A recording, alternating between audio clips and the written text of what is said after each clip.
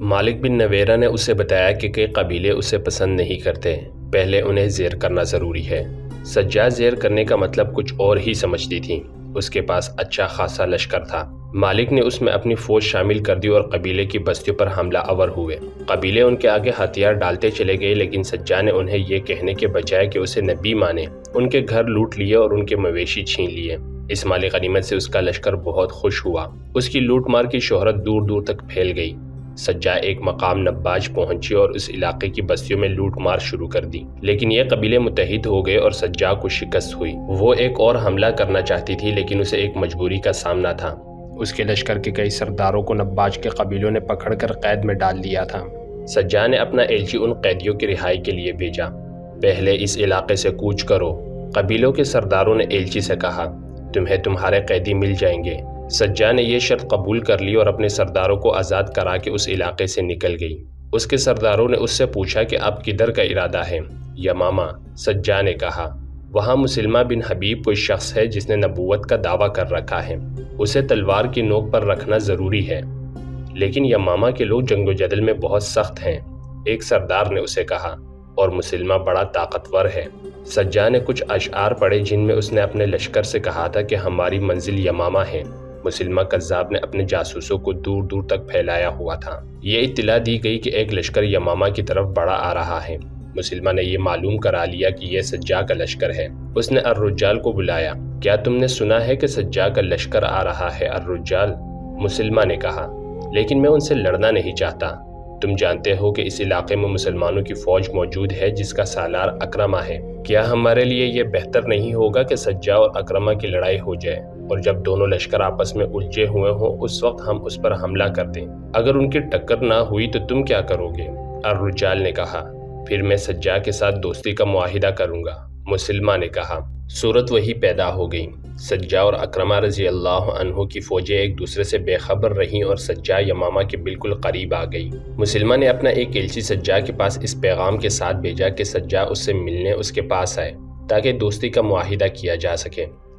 سجاد نے جواب بھیجا کہ وہ آ رہی ہے، لیکن مسلمہ کو قبل از وقت اطلاع مل گئی کہ سجاد اپنے لشکر کو ساتھ لا رہی ہے۔ اس نے سجاد کو پیغام بھیجا کہ لشکر کو ساتھ لانے سے میں یہ سمجھوں گا کہ تم دوستی کی نیت سے نہیں آ رہی۔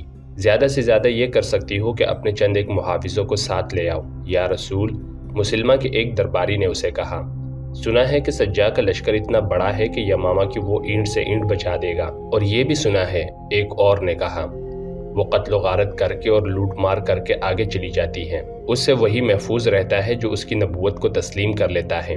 کیا تم مجھے ڈرا رہے ہو؟ مسلمہ نے پوچھا۔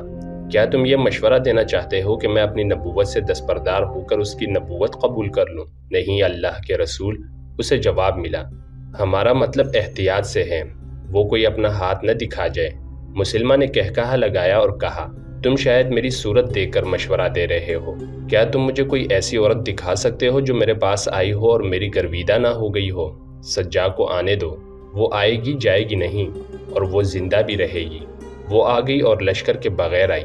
یمامہ کے لوگوں نے اسے دیکھا اور آوازیں سنائی دیں۔ اتنی خوبصورت اور طرحدار عورت پہلے کبھی نہیں دیکھی تھی۔ اگر نبوت حسن پر ملتی ہے تو اس عورت کو نبوت مل سکتی ہے۔ اس کے ساتھ 40 محافظ تھے جو اعلیٰ نسل کے گھوڑوں پر سوار تھے۔ ایک سے ایک خوبصورت جوان تھا۔ کمر سے تلواریں لٹک رہی تھی اور ان کے ہاتھوں میں برچیاں تھیں۔ سجاد جب قلعے کے دروازے پر پہنچی تو دروازہ بند تھا۔ اسے دیکھ کر بھی کسی نے دروازہ نہ کھولا۔ کیا ایسا آدمی خدا کا رسول ہو سکتا ہے جو مہمان کو بلا کر دروازہ بند رکھتا ہے؟ سجاد نے بلند آواز سے کہا، کیا وہ نہیں جانتا کہ وہ اس عورت کی توہین کر رہا ہے جسے خدا نے نبوت عطا کی ہے؟ معزز مہمان، قلعے کے اوپر سے آواز آئی، تم پر سلامتی ہو، ہمارے رسول نے کہا ہے کہ محافظ باہر رہیں اور مہمان اندر آ جائے، دروازہ کھول دو۔ سجاد نے دلیری سے کہا اور اپنے محافظوں سے کہا، تم سب قلعے سے دور چلے جاؤ۔ لیکن ہم ایک اجنبی پر کیسے اعتبار کر سکتے ہیں؟ محافظ دستے کے سردار نے کہا، اگر سورج غروب ہونے تک میں واپس نہ آئی تو اس قلعے کو ملبے کا ڈھیر بنا دینا۔ سجاد نے کہا، اور اس شہر کے ایک بچے کو بھی زندہ نہ چھوڑنا۔ میری لاش کو مسلمہ اور اس کے خاندان کے خون سے نہلا کے یہی دفن کر دینا، لیکن مجھے یقین ہے کہ میں قلعے سے کچھ لے کر نکلوں گی۔ محافظ چلے گئے اور دروازہ کھل گیا، مگر اس کے استقبال کے لیے مسلمہ موجود نہیں تھا۔ اس کے حکم پر دروازے پر کھڑے 2 گھوڑ سوار اسے قلعے کے صحن میں لے گئے۔ جہاں ایک چوکور خیمہ نصب تھا، اس کے ارد گرد درخت اور پودے تھے اور نیچے گھاس تھی۔ سجاد کو خیمے میں داخل کر دیا گیا۔ اندر کے سجاوٹ نے اسے محصور کر دیا، مگر مسلمہ وہاں نہیں تھا۔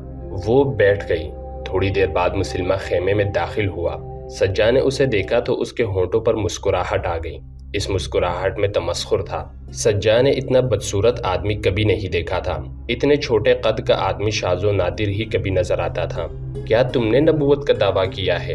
سجاد نے اسے طنزیہ لہجے میں پوچھا۔ دعویٰ کرنا کچھ اور بات ہے، مسلمہ نے سجاد کی آنکھوں میں آنکھیں ڈال کر کہا۔ یہ سچ ہے کہ میں خدا کا بھیجا ہوا رسول ہوں۔ میں محمد صلی اللہ علیہ وسلم کو رسول نہیں مانتا، لیکن اس نے اپنی رسالت منوا لی ہے۔ لوگ اس لیے مان گئے ہیں کہ قبیلہ قریش کی تعداد اور طاقت زیادہ ہیں۔ انہوں نے اب دوسروں کے علاقوں پر قبضہ کرنا شروع کر دیا ہے۔ طبری نے چند ایک حوالوں سے لکھا ہے کہ مسلمہ نے سجاد کی آنکھوں میں آنکھیں ڈال دی۔ اس کے ہونٹوں پر دل فریب مسکراہٹ تھی۔ بہت عرصے بعد سجاد نے کسی موقع پر کہا تھا کہ اس نے اتنی چھوٹی چھوٹی آنکھیں میری آنکھوں میں ڈالی تو مجھے ایسا محسوس ہوا کہ جیسے یہ بدصورت آدمی پراسرار سے ایک اثر بن کر آنکھوں کے راستے میرے وجود میں اتر رہا ہے۔ مجھے اطمینان سا ہونے لگا کہ یہ شخص مجھے قتل نہیں کرے گا۔ کچھ اور وقت گزرا تو اس احساس نے جیسے مجھے بے بس کر دیا کہ میں اس کے وجود میں سما جاؤں گی اور میرا وجود ختم ہو جائے گا۔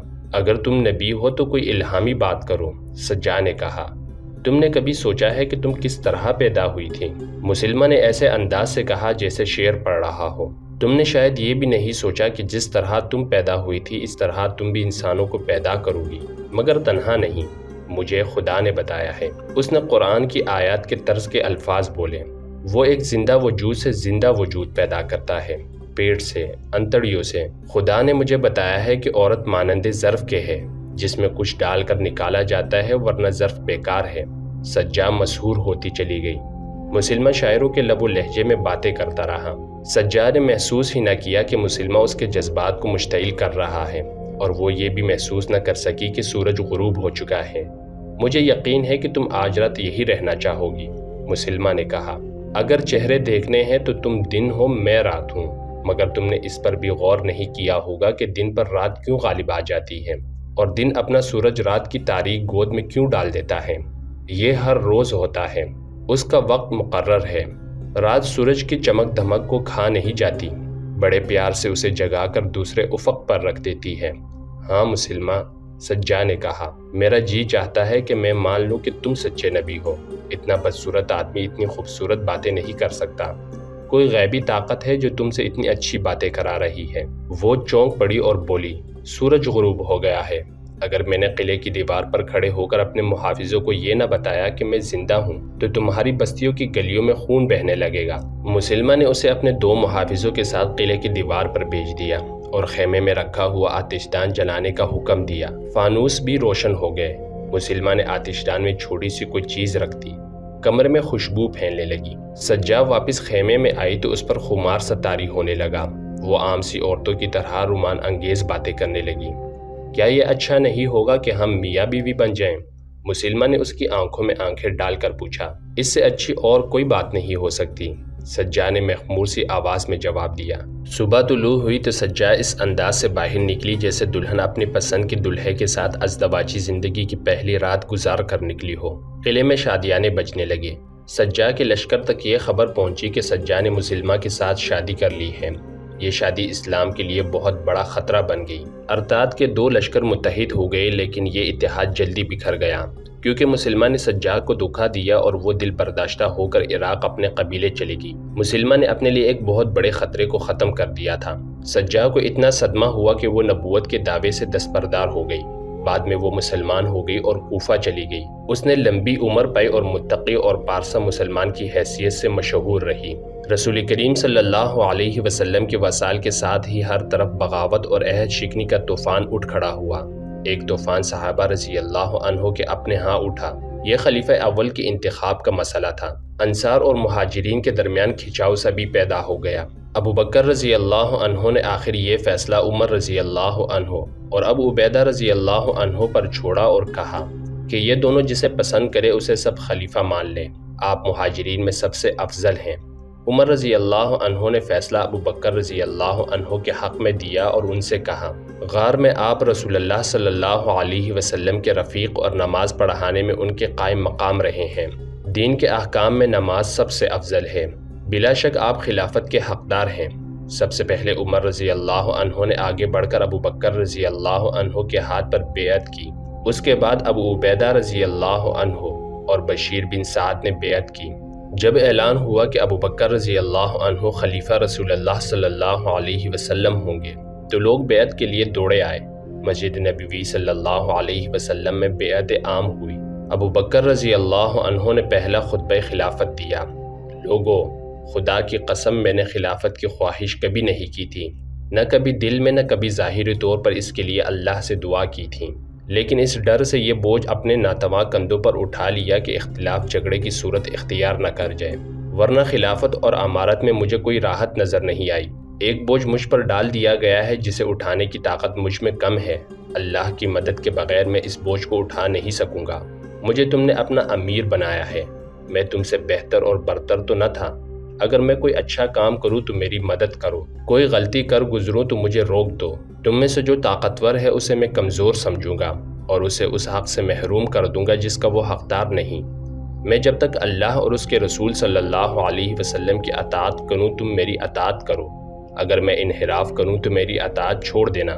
خلیفہ اول ابو بکر صدیق رضی اللہ عنہ نے سب سے پہلا حکم یہ دے کر کہ اسامہ کا لشکر رومیوں کے خلاف جائے گا سب کو چونکا دیا۔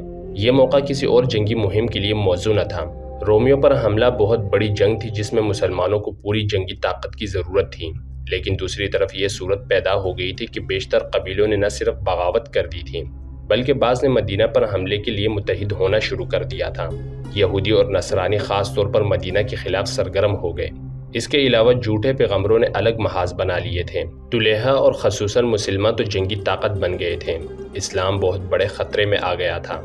ابو بکر رضی اللہ عنہ کے حکم کا پس منظر یہ تھا کہ تبوک اور موتا کے مارکوں کے بعد رسول اکرم صلی اللہ علیہ وسلم نے یہ ضروری سمجھا تھا کہ رومیوں پر حملہ کر کے ان کا دم خم توڑا جائے۔ تبوک اور موتا کے مارکوں میں تو یہ کامیابی حاصل کی گئی تھی کہ ان قبیلوں کو مطیع کر لیا گیا تھا جن کا خطرہ تھا کہ وہ رومیوں کے ساتھ اتحاد کر لیں گے۔ ان رومیوں کو ختم کرنا ضروری تھا۔ یہ فیصلہ ملکگیر کے خاطر نہیں بلکہ نظریاتی دفاع کے لیے کیا گیا تھا۔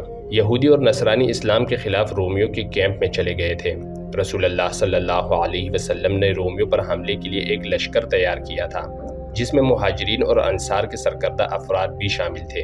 اس لشکر کے سپہ سالار زید رضی اللہ عنہ بن حارثہ کے بیٹے اسامہ رضی اللہ عنہ تھے۔ ان کی عمر بمشکل 20 سال تھی۔ مورخوں نے لکھا ہے کہ اسامہ رضی اللہ عنہ کو رسول اللہ صلی اللہ علیہ وسلم نے اس لیے سپہ سالار مقرر کیا تھا کہ نوجوانوں میں قیادت کا شوق پیدا ہو اور وہ اپنے آپ میں اسامہ رضی اللہ عنہ جیسی صلاحیتیں پیدا کرنے کی کوشش کریں۔ اسامہ رضی اللہ عنہ کو رسول کریم صلی اللہ علیہ وسلم ویسے بھی بہت چاہتے تھے۔ اسامہ رضی اللہ عنہ کے والد زید رضی اللہ عنہ بن حارثہ جنگ موتا میں شہید ہو گئے تھے۔ اسامہ رضی اللہ عنہ میں لڑکپن میں ہی عسکری صلاحیتیں اور شجاعت پیدا ہو گئی تھیں۔ جنگ احد کے وقت اسامہ رضی اللہ عنہ بچے تھے، اس لیے جنگ میں شریک نہ ہو سکے، لیکن اسلامی لشکر مدینہ سے روانہ ہوا تو اسامہ رضی اللہ عنہ راستے میں کہیں چھپ کر بیٹھ گئے۔ جب لشکر ان کے قریب سے گزرا تو وہ لشکر میں شامل ہو گئے۔ ان کی مراد پھر بھی پوری نہ ہوئی۔ انہیں میدان جنگ میں دیکھ لیا گیا اور واپس بھیج دیا گیا۔ البتہ جنگ حنین میں انہوں نے سب کو دکھا دیا کہ شجاعت کیا ہوتی ہے۔ جب رسول کریم صلی اللہ علیہ وسلم نے اسامہ رضی اللہ عنہ کو رومیوں پر حملہ کرنے والے لشکر کی سپہ سالاری سونپی تھی تو بعض لوگوں نے اعتراض کیا تھا کہ جس لشکر میں ابو بکر رضی اللہ عنہ اور عمر رضی اللہ عنہ جیسے اعلیٰ حیثیت اور تجربے کے بزرگ شامل ہیں، اس لشکر کی سپہ سالاری کل کے بچے کو دینا مناسب نہیں۔ یہ اعتراض رسول اللہ صلی اللہ علیہ وسلم تک اس وقت پہنچا جب آپ صلی اللہ علیہ وسلم زندگی کے آخری بخار میں مبتلا تھے۔ آپ صلی اللہ علیہ وسلم میں بولنے کی بھی سکت نہیں تھی۔ آپ صلی اللہ علیہ وسلم نے بخار سے نجات پانے کے لیے اپنے ازواج سے کہا کہ آپ صلی اللہ علیہ وسلم کو غسل کرائیں۔ آپ صلی اللہ علیہ وسلم پر پانی کے ساتھ مشکیزیں ڈالے گئے۔ اس سے بخار خاصا کم ہو گیا۔ نقاہت زیادہ تھی پھر بھی آپ صلی اللہ علیہ وسلم مسجد میں چلے گئے جہاں بہت سے لوگ موجود تھے جن میں اعتراض کرنے والے سرکردہ افراد بھی تھے۔